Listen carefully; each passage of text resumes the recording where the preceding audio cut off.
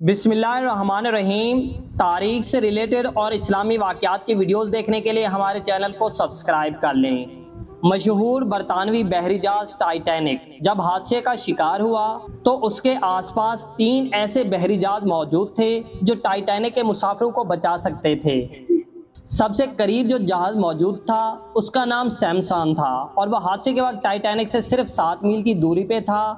سیمسن کے عملے نے نہ صرف ٹائٹینک کے عملے کی طرف سے فائر کیے گئے سفید شعلے جو کہ انتہائی خطرے کی صورت میں فضا میں فائر کیے جاتے ہیں دیکھے تھے، بلکہ مسافروں کی آہو بکا کو بھی سنا، لیکن کیونکہ سیمسن کے لوگ غیر قانونی طور پہ انتہائی قیمتی سمندری حیات کا شکار کر رہے تھے اور نہیں چاہتے تھے کہ پکڑے جائیں، لہذا ٹائٹینک کی صورتحال کا اندازہ ہوتے ہی بجائے مدد کرنے کے وہ جہاز کو ٹائٹینک کی مخالف سمت میں بہت دور لے گئے۔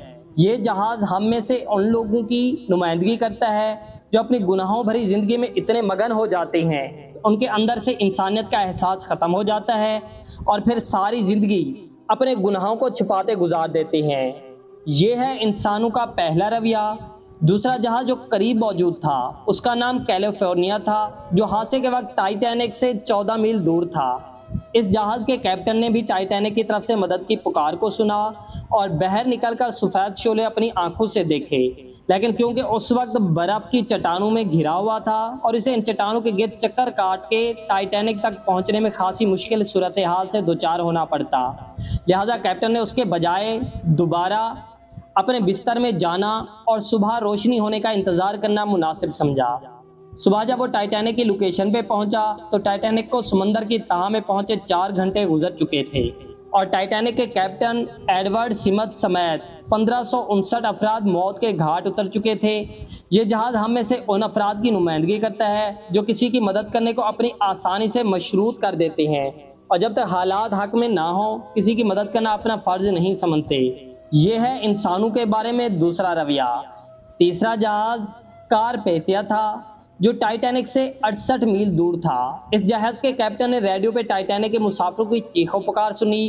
صورتحال کا اندازہ ہوتے ہی باوجود اس کے کہ یہ ٹائٹینک کی مخالف سمت میں جنوب کی طرف جا رہا تھا، اس نے فوراً اپنے جہاز کا رخ موڑا اور برف کی چٹانوں اور خطرناک موسم کی پرواہ کیے بغیر مدد کے لیے روانہ ہو گیا۔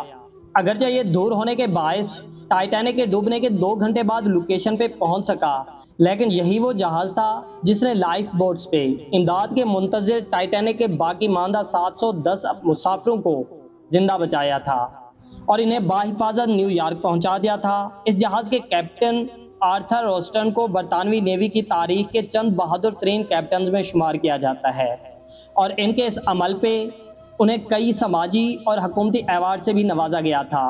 ہماری زندگی میں ہمیشہ مشکلات رہتی ہیں، چیلنجز رہتے ہیں، لیکن وہ جوان مشکلات اور چیلنجز کا سامنا کرتے ہوئے بھی انسانیت کی بھلائی کے لیے کچھ کر جائیں، انہیں ہی انسان اور انسانیت یاد رکھتی ہے۔ دعا کریں کہ اللہ کسی کی مدد کی توفیق دے کیونکہ یہ انسانیت کی معراج اور اعلیٰ ترین درجہ ہے۔